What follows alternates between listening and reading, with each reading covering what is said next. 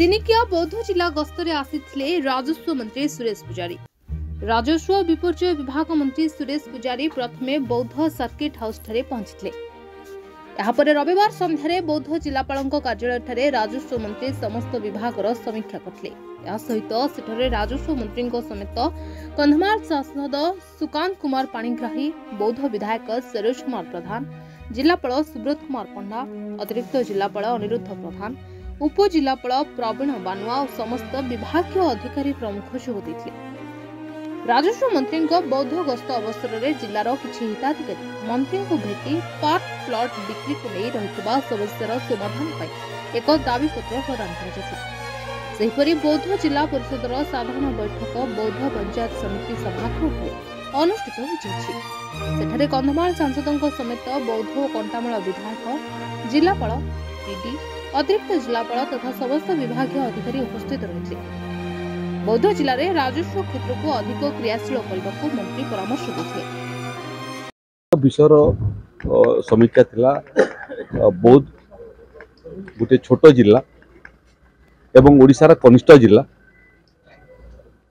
कनिष्ठ जे थाए घरे तार प्रति बापा माँ स्वतंत्र दृष्टि दे था, किंतु नुआ जिला छोट जिला कनिष्ठ जिला गठित हो गला, किंतु ताको हृष्टपुष्ट करने ताकू विकसित करने अतीतर कौन सरकार प्रयास कले नहीं।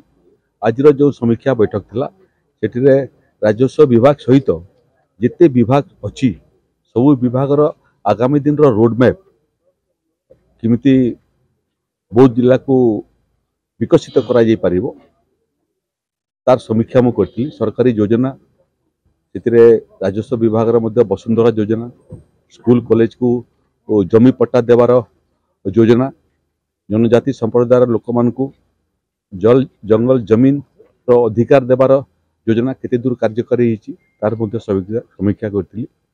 तार संगरे संगरे एठी रेलपथर विस्तार, तार संगरे संगरे राजपथ एवं रोड सेक्टर रे किमिति बौद्ध जिला को आउरी गमनागमन दृष्टि जोड़ी हेबो तार मध्य समीक्षा करथिली। आगामी दिन रोडमैप प्रस्तुत करने जिला प्रशासन को मुझे 2 मास भितर जो माने गरीब लोक तांकु जमी देवाई, जो माने जमी जबरदखल कर संपन्न लोक तांको जबरदखल मुक्त करने 2 मास समय सीमा देकर आई। 2 मास पर पुणी थे मुझे आसबि ये जिलार विकास समीक्षा करी एवं एठी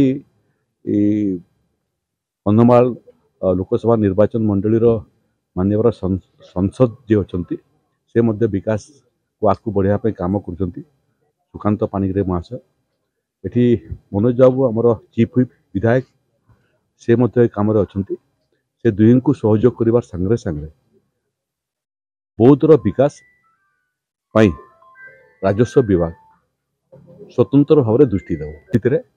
जिते जिते राजस्व गाँव प्रस्ताव आसी 250 लोक संख्यार अधिक होइतिबो एवं मूल गाँव 500 मीटर दूर रे अवस्थापित थिबो समस्त प्रस्ताव को राज्य सरकार ग्रहण करिवे एवं सारा ओडिशा रे से भलिया मते कहूना जी 50 वर्ष ऊर्ध्व हो गला सब डिविजन गठित ही नहीं, 30 वर्ष पाखापाखि हो गला नुआ ब्लॉक विभाजन मध्य ही नहीं, छोट ब्लॉक करने प्रयास केबे करागला नहीं। जोटा तहसिल अच्छी एवं ब्लॉक अच्छी तार मध्य पुनर्गठन आवश्यकता अच्छी। आ जोटा आरआई सर्किल कथा कहते बर्तमान 3-4टा ग्राम पंचायत को लेकर गोटे आरआई सर्किल अच्छी आम निष्पत्ति करूँ जे आगामी दिन में प्रथम पर्यायर प्रत्येक 2टा पंचायत को लेकर गोटे आरआई सर्किल हेबो एवं परवर्ती अवस्था रे प्रत्येक ग्राम पंचायत में गोटे गोटे आरआई सर्किल हेबो जहाँ फल आरआई ऑफिस रे कार्यभार कम पड़िबो एवं लोकंकु राजस्व सेवा सहजरे एवं सरल पहुँची देवाई सुविधा।